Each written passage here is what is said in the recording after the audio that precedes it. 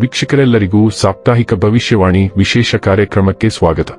ಸ್ನೇಹಿತರೆ, ಅಕ್ಟೋಬರ್ ತಿಂಗಳ ಈ ವಾರದಲ್ಲಿ ಕಲಾ ಯೋಗದ ನಿರ್ಮಾಣವಾಗಲಿದೆ. ಚಂದ್ರ ಮತ್ತು ಶುಕ್ರ ಗ್ರಹವು ಪರಸ್ಪರ ಸಂಸಪ್ತಕವಾಗಿರುವುದು. ಶುಕ್ರನು ಸಿಂಹ ರಾಶಿಯಲ್ಲಿ ಚಲಿಸಲಿದ್ದಾನೆ ಮತ್ತು ಚಂದ್ರನು ಕುಂಭ ರಾಶಿಯಲ್ಲಿ ಸಂಚಾರ ಮಾಡುವನು. ಇದರಿಂದಾಗಿ ಕಲಾ ಯೋಗದ ಸೃಷ್ಟಿಯಾಗುವುದು. ಜ್ಯೋತಿಷ್ಯ ಶಾಸ್ತ್ರದ ಪ್ರಕಾರ ಕಲಾ ಯೋಗವು ವ್ಯಕ್ತಿಗೆ ಉನ್ನತ ಪದವಿ, ಗೌರವ, ಖ್ಯಾತಿ ಮತ್ತು ಧನ ಲಾಭವನ್ನು ನೀಡಲಿದೆ. ಹಾಗಾಗಿ ಕಲಾ ಯೋಗದ ನಿರ್ಮಾಣದಿಂದಾಗಿ 5 ರಾಶಿಗೆ ಸೇರಿದ ಜನರಿಗೆ ಅಪಾರ ಲಾಭ ದೊರಕುವುದು. ಈ ರಾಶಿಗಳಿಗೆ ಸೇರಿದ ಜನರು ಜೀವನದಲ್ಲಿ ಗೌರವ, ಖ್ಯಾತಿಯನ್ನು ಪಡೆಯುವುದರೊಂದಿಗೆ ದೊಡ್ಡ ಯಶಸ್ಸು ಲಭಿಸುವುದು. ಜೊತೆಗೆ ಈ ರಾಶಿಗಳಿಗೆ ಸೇರಿದ ಜನರಿಗೆ ವಿಶೇಷವಾಗಿ ಉತ್ತಮ ಲಾಭ ದೊರಕುವುದು. ಜೊತೆಗೆ ಈ ರಾಶಿಗಳಿಗೆ ಸೇರಿದ ಜನರು ಈ ವಾರ ಸಾಕಷ್ಟು ಸುಖಮಯವಾದ ಸಮಯವನ್ನು ಕಳೆಯುವ ಅವಕಾಶವನ್ನು ಪಡೆಯುವರು. ಅಕ್ಟೋಬರ್ 6ರಿಂದ ಅಕ್ಟೋಬರ್ 12ರವರೆಗಿನ ಕುಂಭ ರಾಶಿಯವರ ಭವಿಷ್ಯವನ್ನು ತಿಳಿದುಕೊಳ್ಳೋಣ. ಈ ವಾರ ಕುಂಭ ರಾಶಿಯವರ ಫಲಾಫಲಗಳೇನು, ಗ್ರಹಗತಿಗಳು ಹೇಗಿರಲಿವೆ, ಕೌಟುಂಬಿಕ, ಸಾಮಾಜಿಕ ಜೀವನ ಹಾಗೂ ವ್ಯಾಪಾರ ವಹಿವಾಟು ಹೇಗೆ ನಡೆಯಲಿದೆ, ಅಲ್ಲದೆ ಯಾವೆಲ್ಲ ಸಮಸ್ಯೆಗಳು ನಿಮ್ಮನ್ನು ಈ ಸಾಪ್ತಾಹಿಕದಲ್ಲಿ ಕಾಡಲಿವೆ, ಅವುಗಳಿಗೆ ಪರಿಹಾರಗಳೇನು ಎಂಬುದನ್ನು ತಿಳಿಯಲು ಈ ವಿಡಿಯೋವನ್ನು ಸಂಪೂರ್ಣವಾಗಿ ವೀಕ್ಷಿಸಿ. ನೀವಿನ್ನೂ ನಮ್ಮ ಚಾನೆಲ್ ಸಬ್ಸ್ಕ್ರೈಬ್ ಮಾಡದೇ ಇದ್ದರೆ ಕೂಡಲೇ ನಮ್ಮ ಚಾನೆಲ್ ಸಬ್ಸ್ಕ್ರೈಬ್ ಮಾಡಿ. ಹೆಚ್ಚಿನ ವಿಡಿಯೋ ಅಪ್ಡೇಟ್ಗಾಗಿ ಪಕ್ಕದ ಬೆಲ್ ಐಕಾನ್ ಬಟನ್ ಕ್ಲಿಕ್ ಮಾಡಿ.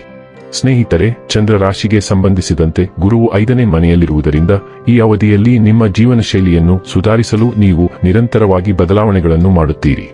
ಇದಕ್ಕಾಗಿ ಉತ್ತಮ ಆರೋಗ್ಯ ಜೀವನಕ್ಕಾಗಿ ನೀವು ಯೋಗ ಮಾಡಲು, ನಿಯಮಿತವಾಗಿ ವ್ಯಾಯಾಮ ಮಾಡಲು, ನಿಮ್ಮ ಆರಾಮ ವಲಯದಿಂದ ನಿಮ್ಮನ್ನು ಹೊರತೆಗೆಯಲು ಸಹ ನಿರ್ಧರಿಸಬಹುದು.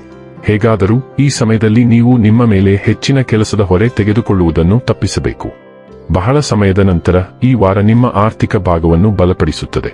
ಏಕೆಂದರೆ ಈ ಸಮಯದಲ್ಲಿ ನೀವು ಎಲ್ಲಾ ರೀತಿಯ ಖರ್ಚುಗಳ ಮೇಲೆ ನಿಯಂತ್ರಣವನ್ನು ಇಟ್ಟುಕೊಂಡು ನಿಮ್ಮ ಹಣವನ್ನು ಉಳಿಸಲು ಸಾಧ್ಯವಾಗುತ್ತದೆ. ಇದಕ್ಕಾಗಿ ಎಲ್ಲಾ ಕ್ರೆಡಿಟ್ ಅನ್ನು ನಿಮಗಾಗಿ ನೀಡುವ ಬದಲು ನಿಮ್ಮ ಹತ್ತಿರದವರಿಗೆ, ಕುಟುಂಬ ಸದಸ್ಯರಿಗೆ ಮತ್ತು ನಿಮ್ಮ ಸಂಗಾತಿಗೆ ಸ್ವಲ್ಪ ಮನ್ನಣೆ ನೀಡಿ. ಈ ಇಡೀ ವಾರದಲ್ಲಿ ಅನೇಕ ಕೌಟುಂಬಿಕ ಸಮಸ್ಯೆಗಳು ನಿಮ್ಮ ಮನಸ್ಸಿನಲ್ಲಿ ಪ್ರಾಬಲ್ಯ ಸಾಧಿಸುತ್ತವೆ ಮತ್ತು ಇದು ಸರಿಯಾಗಿ ಕೆಲಸ ಮಾಡುವ ನಿಮ್ಮ ಸಾಮರ್ಥ್ಯವನ್ನು ಹಾಳು ಮಾಡುತ್ತದೆ. ಇದು ನಿಮ್ಮ ಕುಟುಂಬ ಜೀವನದ ಮೇಲೆ ನೇರವಾಗಿ ಪರಿಣಾಮ ಬೀರುತ್ತದೆ. ಸಾಮಾಜಿಕವಾಗಿ ನಿಮ್ಮ ಪ್ರತಿಷ್ಠೆಯು ಹೆಚ್ಚಾಗುವ ಸಾಧ್ಯತೆ ಇದೆ, ಏಕೆಂದರೆ ಚಂದ್ರ ರಾಶಿಗೆ ಸಂಬಂಧಿಸಿದಂತೆ ಶನಿಯು 2ನೇ ಮನೆಯಲ್ಲಿರುವುದರಿಂದ ಈ ವಾರದಲ್ಲಿ ನೀವು ಅನೇಕ ದತ್ತಿ ಚಟುವಟಿಕೆಗಳಲ್ಲಿ ಭಾಗಿಯಾಗುತ್ತೀರಿ. ಇದರ ಫಲಗಳು ನಿಮಗೆ ವೃತ್ತಿ ಜೀವನದಲ್ಲಿ ಪ್ರಗತಿಯನ್ನು ನೀಡುತ್ತವೆ. ಈ ವಾರ ವಿದ್ಯಾರ್ಥಿಗಳಿಗೆ ತುಂಬಾ ಒಳ್ಳೆಯದು, ಏಕೆಂದರೆ ನಿಮ್ಮ ಕಠಿಣ ಪರಿಶ್ರಮವನ್ನು ನೋಡಿ ನಿಮ್ಮ ಪೋಷಕರು ಸಂತೋಷಪಡುತ್ತಾರೆ. ಇದರ ಪರಿಣಾಮವಾಗಿ ನೀವು ಅವರಿಂದ ಹೊಸ ಪುಸ್ತಕ ಅಥವಾ ಲ್ಯಾಪ್ಟಾಪ್ ಪಡೆಯುವ ಅವಕಾಶಗಳನ್ನು ಪಡೆಯುತ್ತೀರಿ. ಇದರೊಂದಿಗೆ ನಿಮ್ಮ ಅಧ್ಯಯನವನ್ನು ಮೊದಲಿಗಿಂತ ಹೆಚ್ಚು ಏಕಾಗ್ರತೆಯಿಂದ ಮಾಡಲು ನಿಮಗೆ ಸಾಧ್ಯವಾಗುತ್ತದೆ. ತುಲಾ ರಾಶಿಯ ವಾಯು ರಾಶಿಯ ಮೂಲಕ ಸೂರ್ಯನು ಚಲಿಸುತ್ತಿದ್ದಾನೆ ಮತ್ತು ಹುಣ್ಣಿಮೆಯು ನಿಮ್ಮ 3ನೇ ಮನೆಯನ್ನು ಆಳುವ ಮೇಷ ರಾಶಿಯಲ್ಲಿ ಉದಯಿಸುತ್ತಾನೆ. ಸೂರ್ಯ ಚಂದ್ರ ಜೋಡಿಯು ಅಧ್ಯಯನದಲ್ಲಿ ಗಮನಾರ್ಹ ಬದಲಾವಣೆಗಳನ್ನು ತರುತ್ತದೆ ಮತ್ತು ನೀವು ಹೊಸದನ್ನು ಕಲಿಯಲು ಪ್ರಯತ್ನಿಸುತ್ತೀರಿ.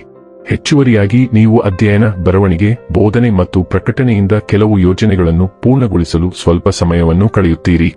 ಸಣ್ಣ ಮತ್ತು ದೀರ್ಘ ಪ್ರವಾಸಗಳಿಗೆ ಹೋಗಲು ಬಹು ಅವಕಾಶಗಳು ಇರುತ್ತವೆ.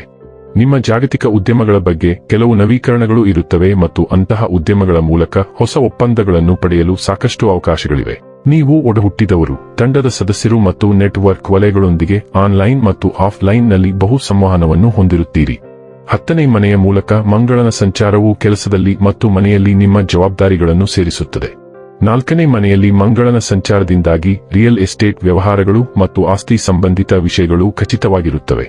ಕೆಲಸದಲ್ಲಿ ಕೆಲವು ಯೋಜನೆಗಳನ್ನು ಮುನ್ನಡೆಸಲು ನಿಮಗೆ ಅವಕಾಶಗಳು ಸಿಗುತ್ತವೆ, ಆದರೆ ವ್ಯವಸ್ಥಾಪಕರು ಅಥವಾ ತಂಡದ ಸದಸ್ಯರೊಂದಿಗೆ ವಾದಗಳಿಗೆ ಅವಕಾಶಗಳಿವೆ. ಈ ಯೋಜನೆಗಳಿಗೆ ಗಡುವು ಇರುವುದರಿಂದ ಕೆಲಸಕ್ಕೆ ಸಂಬಂಧಿಸಿದ ಒತ್ತಡವಿರುತ್ತದೆ. ನಿಮಗೆ ವೃತ್ತಿಪರ ಸಹಯೋಗಗಳು ಸಿಗುತ್ತವೆ ಮತ್ತು ಸ್ವಲ್ಪ ಸಮಯದಿಂದ ವಿಳಂಬವಾಗಿದ್ದ ಕೆಲವು ಕೆಲಸಗಳನ್ನು ಪೂರ್ಣಗೊಳಿಸಲು ನಿಮಗೆ ಸಾಧ್ಯವಾಗುತ್ತದೆ. ಶುಕ್ರನ ಸಂಚಾರವು ಕನ್ಯಾ ರಾಶಿಯಲ್ಲಿ ಚಲಿಸುತ್ತಿದೆ ಮತ್ತು ನಿಮ್ಮ ಹಣಕಾಸು ಮತ್ತು ಸಂಬಂಧಗಳಿಗೆ ಸಂಬಂಧಿಸಿದಂತೆ ನೀವು ಸ್ವಲ್ಪ ಸಂಕೀರ್ಣತೆಯನ್ನು ಅನುಭವಿಸುವಿರಿ.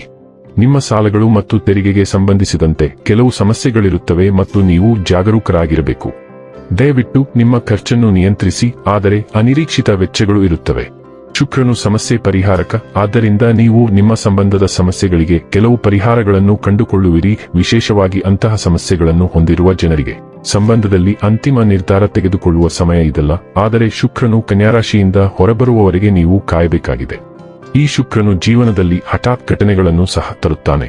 ಇನ್ನು ಕೊನೆಯದಾಗಿ ಮಾಡಿಕೊಳ್ಳಬೇಕಾದ ಉಪಾಯಗಳ ಕುರಿತು ನೋಡುವುದಾದರೆ, ಓಂ ವಾಯುಪುತ್ರಾಯ ನಮಃ ಎಂದು ಪ್ರತಿದಿನ 19 ಬಾರಿ ಜಪಿಸಿ. ವೀಕ್ಷಕರೇ, ಇದಾಗಿತ್ತು ಕುಂಭ ರಾಶಿಯ ಜಾತಕದವರ ಅಕ್ಟೋಬರ್ 6ರಿಂದ ಅಕ್ಟೋಬರ್ 12ರವರೆಗಿನ ಫಲದ ಮಾಹಿತಿ ಇಷ್ಟವಾದರೆ ವಿಡಿಯೋವನ್ನು ಲೈಕ್ ಮತ್ತು ಶೇರ್ ಮಾಡಿ.